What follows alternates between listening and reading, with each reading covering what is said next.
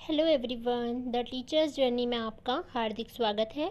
आज हम पढ़ने वाले हैं क्लास 6 साइंस का chapter number 2 components of food का पार्ट 2।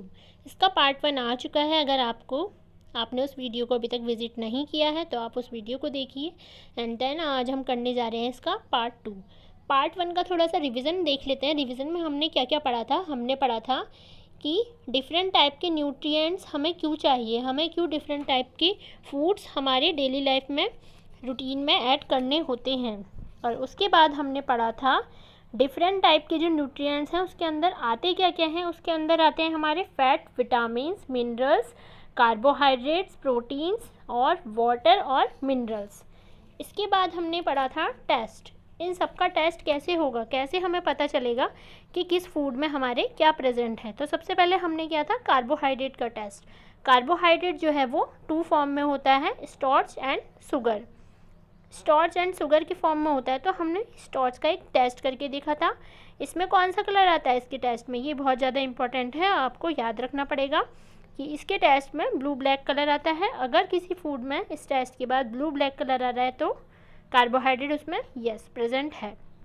इसके बाद हमने करा था प्रोटीन का टेस्ट। प्रोटीन के टेस्ट में हमारा कौन सा कलर आ रहा था, इसमें आ रहा था हमारा violet colour.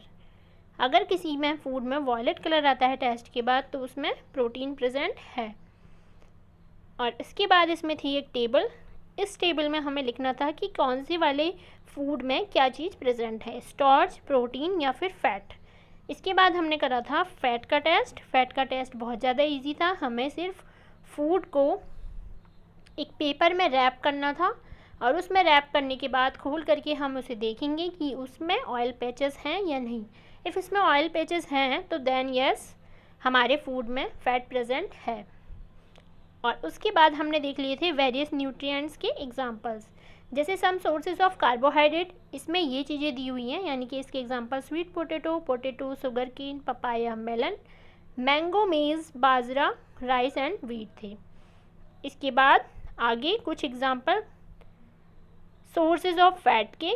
Sources of fat हमें 2 टाइप से मिलते हैं। कुछ मिलते हैं फ्रूट प्लांट सोर्सेज से एंड कुछ मिलते हैं हमें एनिमल सोर्सेज से। तो plant sources and animal sources.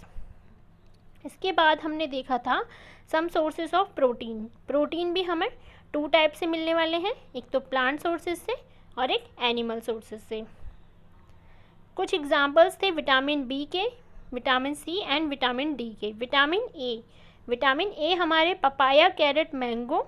और विटामिन बी के rice, wheat, liver. And vitamin C के सोर्स थे orange, tomato, guava, green chilli, lemon और आंवला। विटामिन डी के जो सोर्सेज थे वो क्या थे, एनिमल सोर्सेज थे। एनिमल सोर्सेज यानी कि fish, egg, liver, milk, butter. And यहाँ तक हमने कल अपने पार्ट 1 में कवर किया था कि जो विटामिन डी है वो हमारा उसका मेजर सोर्स क्या है, प्रेजेंस ऑफ सनलाइट, यानी कि सनलाइट से हमें विटामिन डी मिलता है।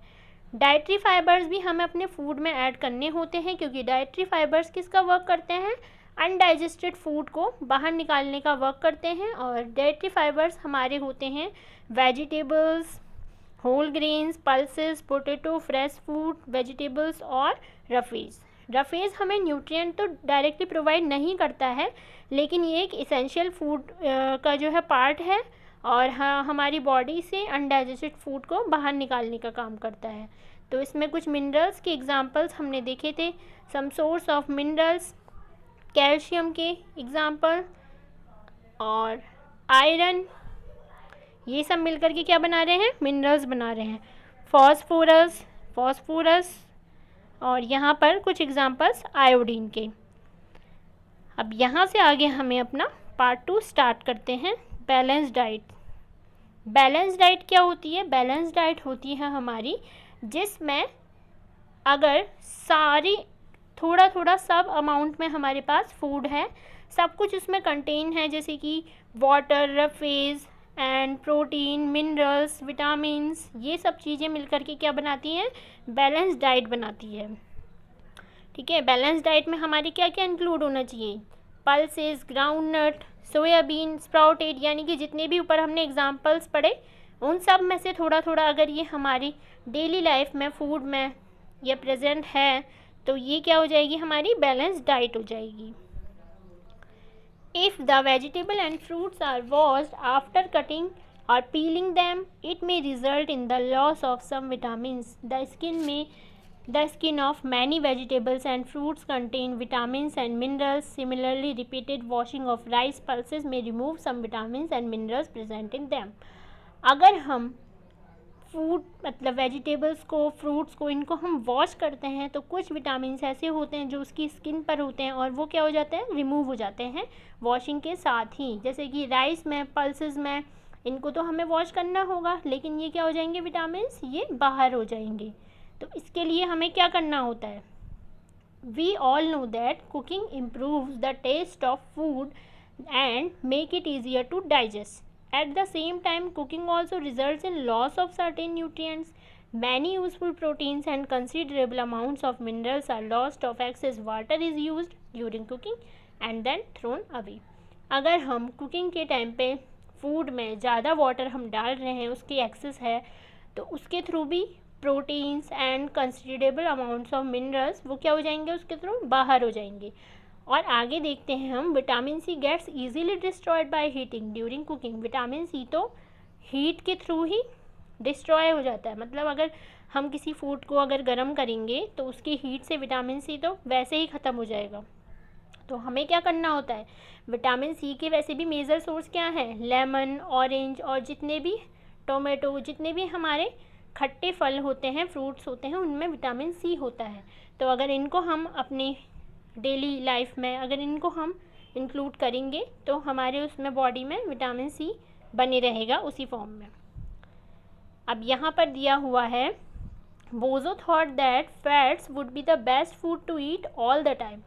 अ bowl of fat will give much more energy than a katori of carbohydrate rich food, is not it? So he ate nothing but food rich in fat, fried food like samosa and puri, malai rabri and पेड़ा। ये बोजो है, जो बोजो नाम का character है, ये क्या सोचता है, ये सोचता है कि अगर मैं खाता हूँ इस कटोरी में लेकर के फ़ैट का कुछ प्रोडक्ट, ठीक है, फ़ैट का फूड, या फिर इसमें मैं खाता हूँ इतने ही अमाउंट में कार्बोहाइड्रेट, तो मुझे इससे ज़्यादा एनर्जी मिलने वाली है, फ़ैट से मुझे ज़्यादा एनर्जी मिलने वाली है और इससे मुझे कम एनर्जी मिलने वाली है, तो क्यों ना मैं इसको खाऊं। तो ये यही सोचता है। और ये अब क्या खाता है, ये खाता है ये सब चीज़ें, ठीक है, समोसा, पूड़ी वगैरह, ये सब रोज़ ये खाता है। तो क्या ये सही कर रहा है? नहीं। क्यों नहीं? क्योंकि it can be very harmful for us to eat too much of fat rich food, we may end up suffering from condition called obesity. अगर हम ज़्यादा फैट वाला फूड खाएंगे तो हमें क्या हो जाएगी, ओबेसिटी हो जाएगी। ओबेसिटी एक डिजीज़ होता है जो कि ज़्यादा फैट वाले फूड खाने से होता है। तो वो अब हम पढ़ लेते हैं डिफिशियंसी डिजीज़ के बारे में, क्योंकि अगर हम कोई चीज़ अगर ज़्यादा खाएंगे तो भी वो हमें हो जाना है डिजीज़, और अगर कम खाएंगे तो भी होना है। तो हमें क्या लेना है, तभी इससे पहले हमने पढ़ा है बैलेंस्ड डाइट, ठीक है, बैलेंस डाइट हम सब ने लेनी है। अब डिफिशियंसी डिजीज़ क्या होते हैं, a person may be getting enough food to eat but sometimes the food may not contain a particular nutrient. If this continues over a long period of time, the person may suffer from its deficiency. Deficiency of one or more nutrient can cause disease or disorder in our body. अगर हम long time तक nutrients वाला food नहीं खाएंगे, particular nutrients वाला, तो हमें क्या हो जाएगी, उसकी डिफिशियंसी हो जाएगी। और एक से ज़्यादा अगर न्यूट्रिएंट्स की हमारी बॉडी में डिफिशियंसी हो गई तो डिफिशियंसी डिजीज़ बन जाएगा after long time. If a person does not have enough protein in her his food for a long time, he or she likely to have stunt growth, swelling of face, discoloration of hair, skin disease and diarrhea। यानी कि अगर हम protein वाला food नहीं खाते हैं, protein rich food अगर हम नहीं खाएंगे लंबे समय तक, तो हमें ये सब डिजीज़ हो जाएंगे। If the diet is deficient in both carbohydrate and protein for a long period of time, the growth may stop completely. Such a person becomes very lean and thin, so weak that he she may not able be to move. यानी कि अगर हमारी body में carbohydrate और protein लंबे समय तक नहीं होगा तो हमारी ग्रोथ क्या हो जाएगी, स्टॉप हो जाएगी, और वो पर्सन इतना लीन और थिक हो जाएगा कि वो फिर मूव भी नहीं कर पाएगा।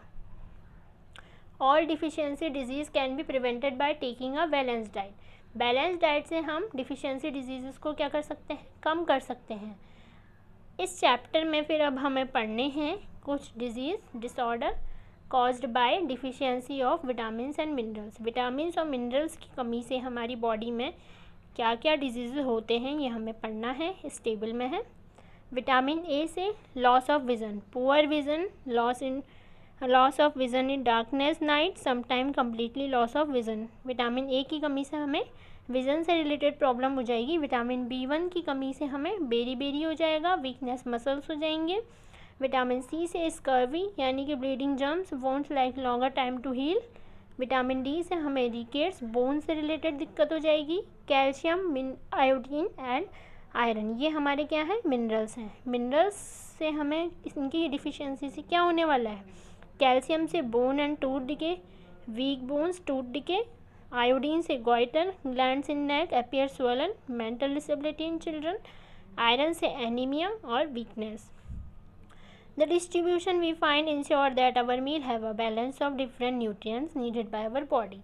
यानी कि कुल मिला के हमें अपनी बॉडी में बैलेंस डाइट के थ्रू मिनरल्स एंड न्यूट्रिएंट्स जब तक हम नहीं डालेंगे तब तक ये सब डिजीज़ेज हमें हो सकते हैं।